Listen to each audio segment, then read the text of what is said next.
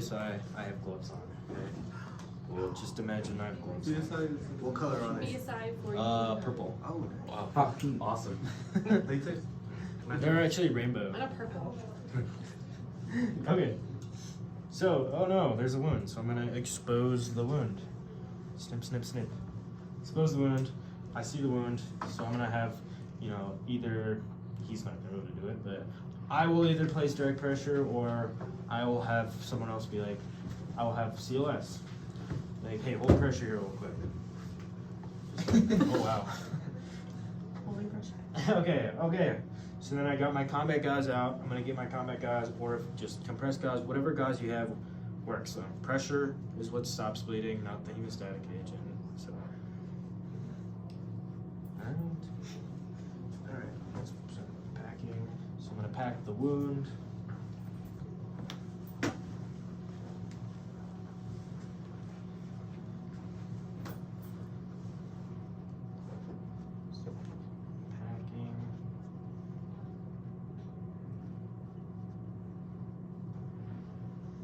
Everyone can see, right?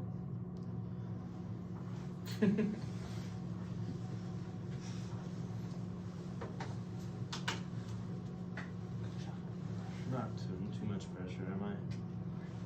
Okay. It's important to know that combat gauze is not going to come rolled up like that typically. It will be in a Z fold. Yes. And so you should be prepared to use the gauze even if it isn't in a roll like that.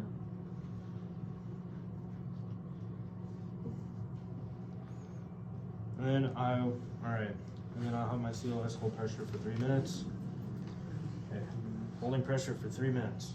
Okay, so now in preparation to actually wrap.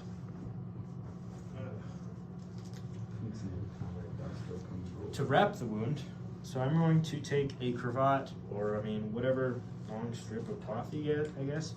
I'm gonna loop it through his belt here, about halfway.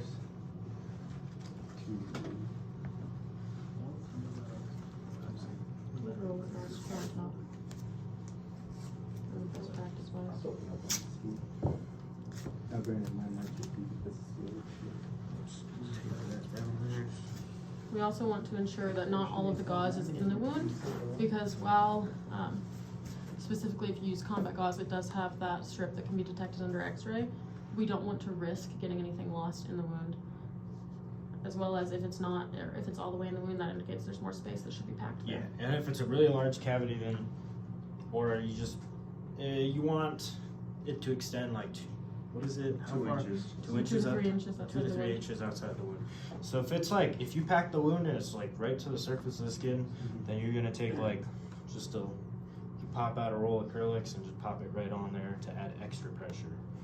And now it is packed a little more outside the wound. I don't like standing. This is really weird. I'm used to doing this like on the ground. I mean, you can get on the table if you'd like. This is Maybe not. okay. All right, so now I'm gonna start wrapping the wound.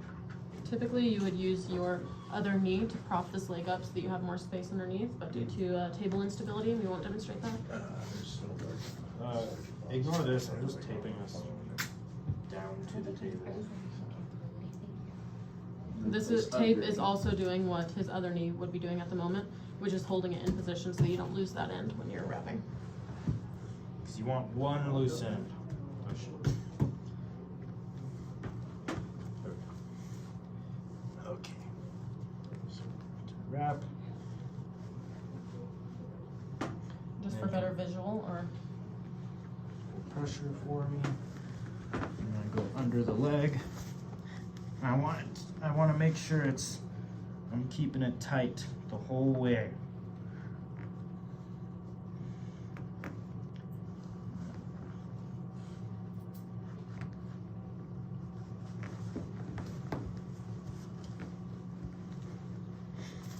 also And then this tail here, so when I go around, I want to alternate which side I cross, alternate the side that I go past this tail on the end here, so.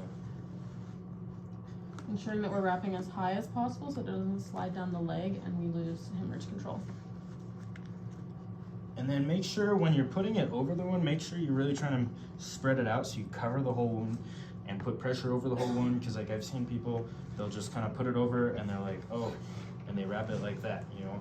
You really want it to be covering the whole, spread out as much as possible. So you can spread that pressure as much as possible and have even pressure over the whole wound.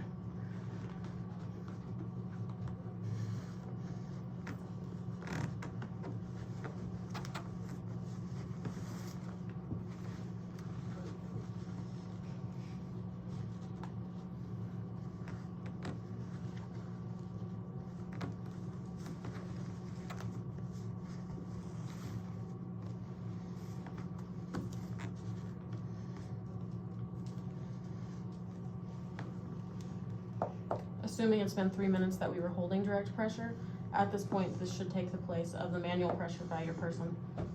And that's, you know, pretty solid.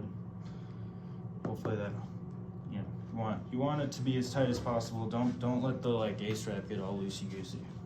And what I'm gonna do here.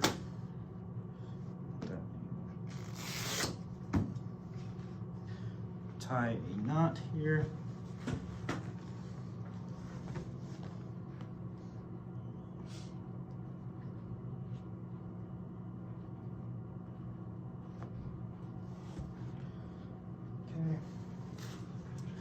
And then, so this piece here that you have left, it's threaded through the belt here, and now the wrap has gone over this piece of this cravat here. You're gonna take that and then use the belt as an anchor, and you're gonna pull tight so that you have even more pressure down on that wound. And then tie another knot in there. This is also preventing it from sliding down.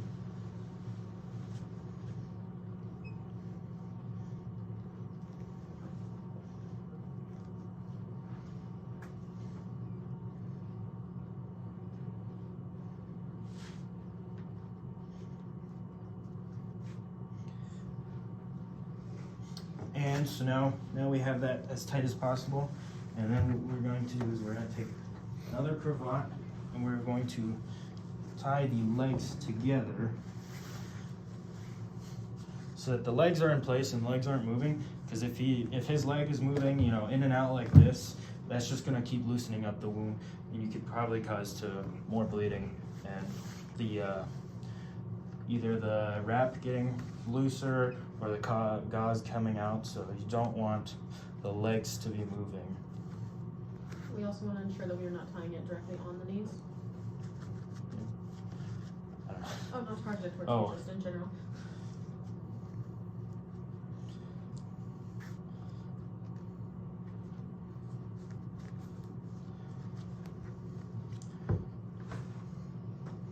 And that is the inguinal, and then obviously you want to document what you've done for your patient casualty. Good job, Frankie.